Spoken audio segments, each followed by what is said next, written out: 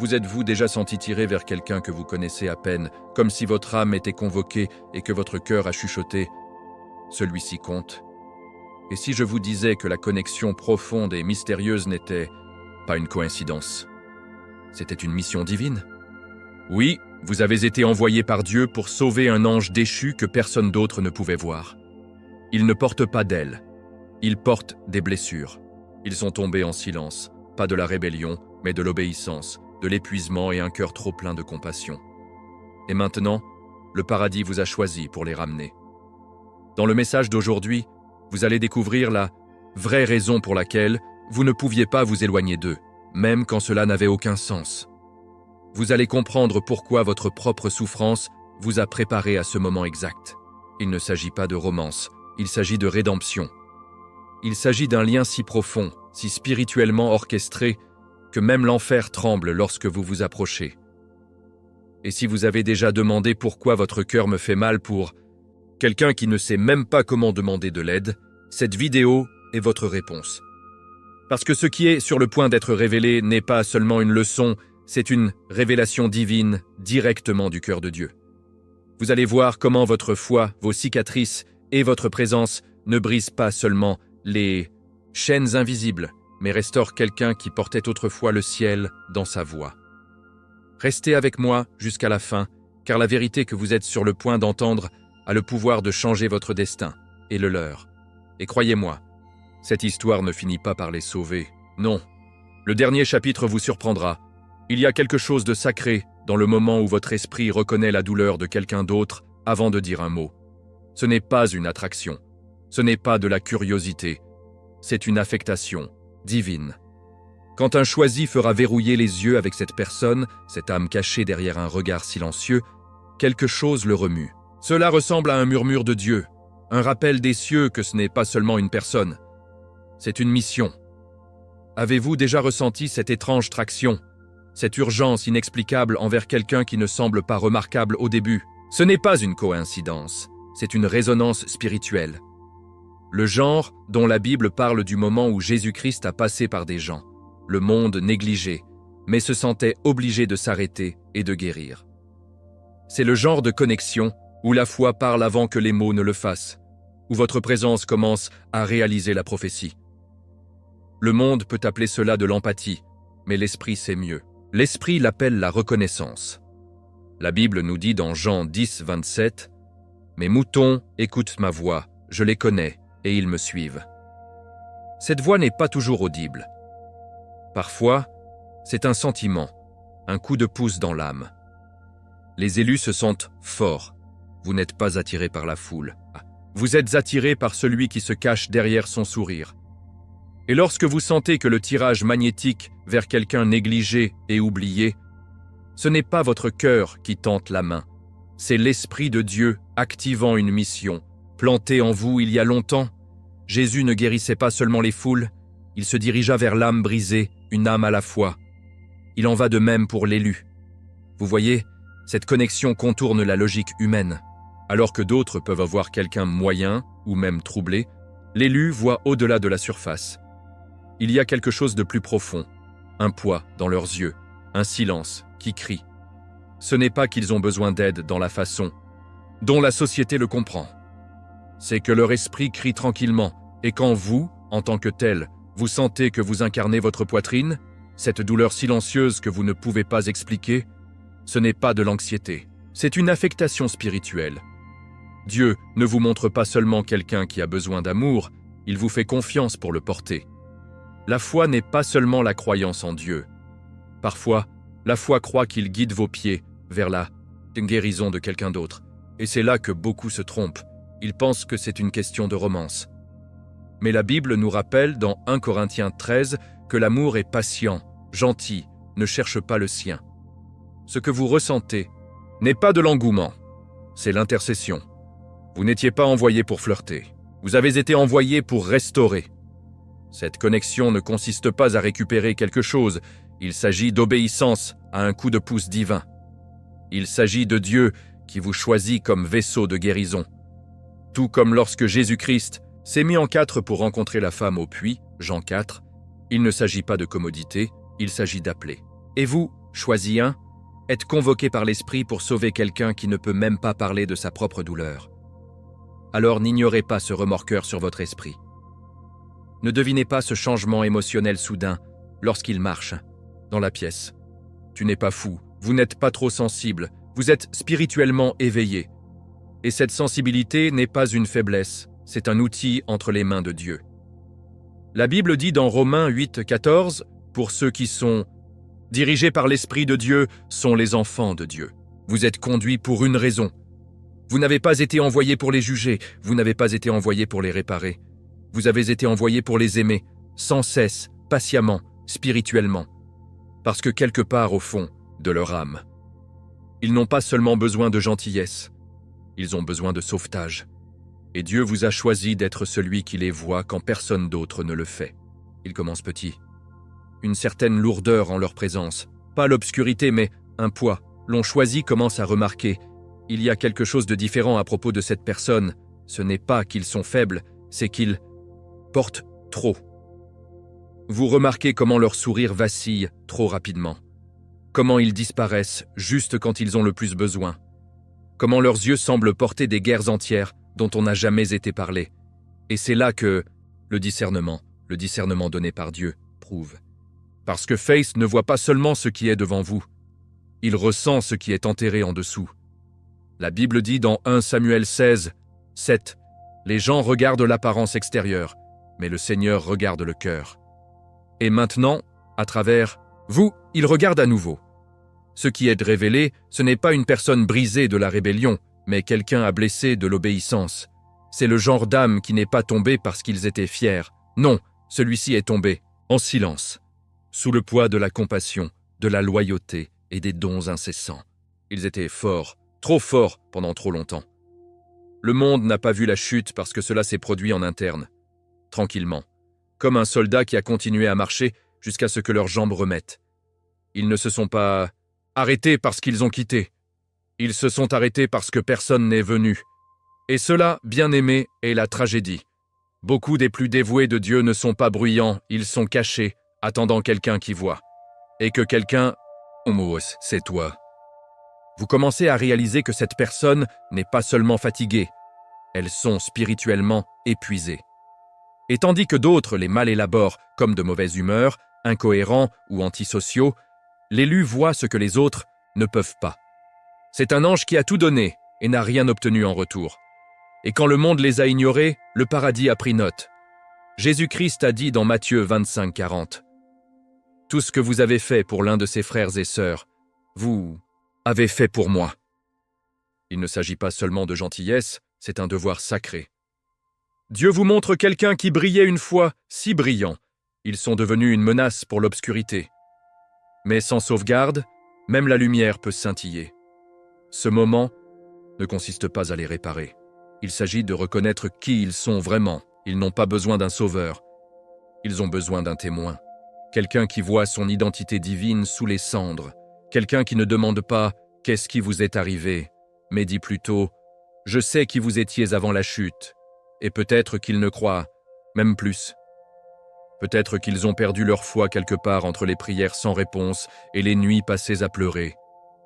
Mais la Bible dit dans Ésaïe 42, 3, « Un ange meurtri qu'il ne brisera pas, et une mèche qui coule qu'il ne se débrouillera pas. » Et devinez quoi ? Vous êtes celui que Dieu utilise pour protéger cette flamme de sortir. Maintenant que vous les avez reconnus, la vraie mission commence. Parce que l'amour qui voit, c'est l'amour qui reste. Cet ange n'est pas tombé du péché. Ils sont tombés hors de force. Et ils ne cherchent non pas de pitié. Ils ont envie de vérité. Ils ont besoin de quelqu'un qui porte la présence de Dieu, pas seulement de la connaissance de lui. Quelqu'un dont la même aura leur rappelle le ciel. Quelqu'un dont les yeux reflètent la miséricorde de Jésus-Christ. Et c'est pourquoi vous y êtes. Vous avez été choisis, pas seulement pour voir, mais à comprendre. Pour atteindre doucement ce silence et chuchoter. Tu n'étais jamais seul, Dieu te voit toujours. Et je suis ici parce qu'il m'a envoyé. Vous n'avez pas été choisi par accident. Tout ce que vous avez vécu, chaque nuit blanche, chaque larme silencieuse, à chaque instant où vous avez supplié Dieu pour une réponse et entendu seulement le silence, c'était la préparation. Le type de préparation qui ne vient pas avec des applaudissements ou de la reconnaissance, mais le genre qui renforce l'endurance, la sensibilité et la conscience divine. Vous voyez, Dieu ne forme pas ses guerriers sur les scènes. Il les forme dans des grottes. Tout comme David, qui était oint mais pas encore nommé, vous avez été forgé dans la solitude, afin que vous puissiez reconnaître la douleur que les autres ignorent. La Bible dit dans Romains 5, 3-4, « La souffrance produit de la persévérance, persévérance, caractère, et caractère, espoir. Et cet espoir est ce que vous portez maintenant au combat. Dieu vous a fait confiance à la douleur. Vous le reconnaissez donc chez les autres. Pas seulement le genre visible, mais le genre qui se cache derrière la force. Parce que vous y êtes allé. Vous savez ce que c'est que de crier en silence, d'adorer à travers les larmes, de citer les Écritures, même lorsque votre foi tremblait. Ce n'était pas une faiblesse. C'était un haltérophilie spirituelle. C'était Dieu vous modelant en quelqu'un qui pouvait résister à la tâche dans laquelle vous vous promenez maintenant. Lorsque Jésus-Christ a jeûné 40 jours dans le désert, ce n'était pas pour le spectacle. C'était de supporter la tentation, de conquérir ce qui allait arriver. Votre désert n'était pas une punition, c'était la préparation. Et maintenant, vous êtes prêts. Le monde peut vous appeler trop intense ou trop émotionnel, mais en vérité, vous êtes profondément spirituel. Ce qu'il se moque, Dieu appelle sacré. Vous êtes du type qui reprend des équipes dans l'atmosphère avant qu'un mot ne soit prononcé. Ce n'est pas de l'anxiété. C'est un radar spirituel. La Bible dit dans 1 Corinthiens 2,15, « La personne atteinte de l'esprit porte des jugements sur toutes choses. » Dieu a aiguisé votre discernement par le rejet, votre compassion par la trahison, votre foi par l'abandon. Et maintenant, quand les autres négligent cette âme tombée, vous ne voyez pas seulement la douleur. Vous reconnaissez les appels. Vous avez été entraîné dans l'obscurité afin que vous puissiez éclairer la tempête de quelqu'un d'autre. Mais voici ce que la plupart des gens manquent. Le sauveteur se sent souvent sans réserve parce que vous ne vous sentez pas assez saint, assez fort ou assez sage. Pourtant, c'est exactement ce que Dieu utilise. Tu te souviens de Moïse? Il bégaya. Gideonide, Esther doutait, et pourtant chacun est devenu délivrant. Pas parce qu'ils étaient confiants, mais parce qu'ils étaient obéissants. Jésus-Christ n'a pas recruté des élites religieuses, il a choisi des pêcheurs, des collectionneurs d'impôts et même des parias. Pourquoi? Parce que Dieu ne cherche pas la perfection, il cherche la disponibilité. Et vous, chers choisis, êtes disponibles. Cela seul vous rend dangereux pour le royaume des ténèbres et précieux pour le royaume des cieux. Maintenant, vous savez pourquoi vous deviez endurer ce que vous avez fait. Il ne s'agissait pas seulement de votre guérison, c'était pour vous équiper pour le leur. Cette formation silencieuse vous a appris à marcher doucement, à aimer profondément et à voir spirituellement. Vous étiez conditionné à rester calme lorsque leur traumatisme augmente, à tenir de l'espace lorsqu'ils se retirent et à transporter de la lumière lorsqu'ils se sentent entourés d'obscurité. Vous n'êtes pas seulement quelqu'un qui a survécu, vous êtes quelqu'un qui a été préparé. Et maintenant, Dieu vous a positionné, non pas pour vous sauver avec force, mais pour sauver avec la foi. Parce que la guérison la plus forte ne crie pas. Il se trouve, il reste et il croit, tout comme Jésus l'a fait avec la femme qui a touché l'ourlet de son vêtement. Marc 5, 27-34. Vous marchez dans cette même autorité maintenant. Lorsqu'une choisie entre dans la pièce, l'atmosphère change. Pas parce qu'ils essaient, mais parce qu'ils portent de la lumière. Et l'obscurité déteste la lumière. Ce que la plupart ne réalisent pas, c'est que la guerre spirituelle ne ressemble pas toujours à des démons qui hurlent ou les ombres se déplacent. Parfois, cela ressemble à une distance soudaine, à un silence de mauvaise humeur ou à une anxiété inexplicable de celle qui vous a été envoyée. Vous commencez à remarquer des réactions étranges. Un jour, ils semblent ouverts. Le prochain, ils disparaissent. Ce n'est pas personnel, c'est spirituel. Votre présence fait pression sur les blessures spirituelles qu'elles sont cachées pendant des années. Vous n'arrivez pas seulement dans leur vie. Vous interrompez un cycle démoniaque qui est devenu trop à l'aise. Rappelez-vous ce que la Bible dit dans Éphésiens 6, 12. « Car notre lutte n'est pas contre la chair et le sang, mais contre les dirigeants, contre les autorités, contre les pouvoirs de ce monde sombre. Vous ne les combattez pas, vous vous battez ce qui leur chuchotait. L'ennemi sait qui vous êtes. Il connaissait le moment où vous vous êtes approchés, et maintenant, il a peur. Parce que là où il y a un véritable amour, les bastions de la peur commencent à trembler. La lumière de Jésus-Christ expose ceux qui se cachent dans leur âme. Alors, ne soyez pas surpris lorsqu'ils s'éloignent ou agissent. La bataille n'est pas seulement à l'extérieur d'eux, c'est à l'intérieur. Et votre foi est confrontée aux choses que la prière seule ne pouvait pas secouer. Les chaînes spirituelles ne se brisent pas simplement parce que vous vous présentez, ils se brisent parce que vous restez. C'est à ce moment que votre patience est testée. C'est là que l'ennemi espère abandonner. Mais ce n'est pas le moment de rétrécir. C'est à ce moment que vous vous battez en silence, avec votre cohérence, votre grâce. Vos prières vous chuchotaient dans votre souffle. Vous n'avez pas besoin de prêcher. Votre présence même, ancrée en Dieu, secoue déjà la fondation. La Bible dit dans Jacques 4, 7, « Résistez au diable et il vous fuira ». Votre refus de s'éloigner est une forme de résistance. Votre calme dans leur chaos est la guerre. Vous n'êtes pas seulement aimants, ils sont livrés. Parfois, leur comportement va empirer avant qu'il ne s'améliore. Pourquoi ? Parce que la lumière agite l'obscurité. Lorsque Jésus-Christ a rencontré l'homme avec une légion de démons dans Marc 5, l'homme a couru vers lui, mais les esprits ont crié. C'est ce qui se passe lorsque l'autorité spirituelle entre, elle tire les blessés près, même si les esprits à l'intérieur ragent. La même chose peut vous arriver. Leur sourire peut disparaître. Ils peuvent vous accuser, vous rejeter, même vous insulter. Mais ne vous laissez pas vous casser, ne vous offensez pas. Celui qui est tombé ne vous bat pas. L'obscurité à l'intérieur. Dieu essaie de protéger son territoire. Mais il est déjà trop tard. Vous avez été envoyé par Dieu. Gardez votre armure. Parlez les Écritures dans votre esprit lorsque vos émotions veulent crier. Demandez à Dieu un discernement lorsque la confusion essaie de s'installer. Il ne s'agit pas de gagner leur approbation, il s'agit de tenir votre position dans l'esprit. Cette phase de la bataille est lorsque la plupart des élus abandonnent, mais pas toi. Vous êtes né pour ce moment. Ce n'est pas seulement un recul émotionnel, c'est la preuve que votre présence a un impact. L'ennemi ne combat pas ce qui ne le menace pas. Et clairement, vous êtes une menace. Alors, ne laissez pas la tempête vous distraire. Plus vous vous rapprochez des chaînes, plus la résistance est forte. Mais rappelez-vous, au nom de Jésus-Christ, chaque chaîne doit se briser. Cela n'arrive pas à la fois. La restauration n'est pas bruyante. C'est subtil, fragile et presque imperceptible au début. Un jour, vous remarquez que leurs yeux s'attardent un peu plus longtemps. Les murs ne sont pas complètement en panne, mais il y a une fissure. Ce crack, chair choisie, est sacré.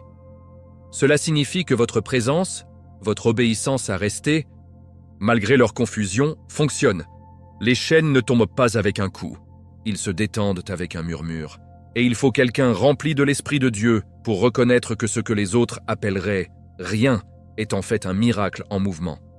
La Bible dit dans Galates 6, 9 « Ne nous lassons pas de faire du bien, car au bon moment, nous récolterons une récolte si nous n'abandonnons pas. » C'est ce moment. Les chaînes les plus difficiles à briser sont celles forgées en déception. Quand quelqu'un a fait confiance et a été trahi, sûr encore, leur âme fait une alliance intérieure. Plus jamais. Ce n'est pas de la haine, c'est une protection.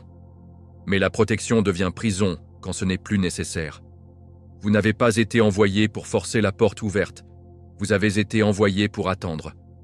Comme Jésus-Christ l'a fait avec Pierre, après l'avoir nié 3 fois. Il ne l'a pas réprimandé immédiatement. Il a préparé le petit déjeuner. John 21, 9. Cet acte d'amour a brisé la honte de Peter. Il en va de même pour vous. Parfois, ce ne sont pas vos prières qui font la rupture finale, c'est votre patience. La façon dont vous vous présentez, encore et encore, sans rien attendre de retour, et puis ça arrive. Un moment, un coup d'œil, un mot. Et l'ange qui se bat en silence laisse enfin tomber leur garde. Peut-être qu'ils ne disent pas « je vous fais confiance », mais ils posent une question qu'ils n'auraient jamais osé auparavant. Peut-être qu'ils sont assis plus près. Peut-être qu'ils ne tressaillent pas lorsque vous mentionnez la foi. C'est le moment. c'est le changement sacré. L'esprit commence à se rappeler qui ils étaient avant le silence, avant la chute. Et c'est votre cohérence, votre reflet constant de l'amour de Dieu qui crée l'environnement de la guérison. Pas parce que vous êtes parfait, mais parce que Jésus-Christ est présent en vous. Et sa présence est toujours suffisante. Dans le naturel, cela peut toujours ne rien sembler. Il se retire toujours. Il lutte toujours. Mais l'esprit est déjà en mouvement. Comme dans Ézéchiel 37, lorsque la vallée des os secs a commencé à se ficher, pas par la vue, mais par la foi. Vous ne voyez pas encore de restauration complète, mais vous l'entendez, vous le ressentez. Le souffle de Dieu entre dans ce qui était autrefois sans vie. Et parce que vous êtes restés, parce que vous avez refusé de vous éloigner, l'atmosphère est maintenant chargée de grâce.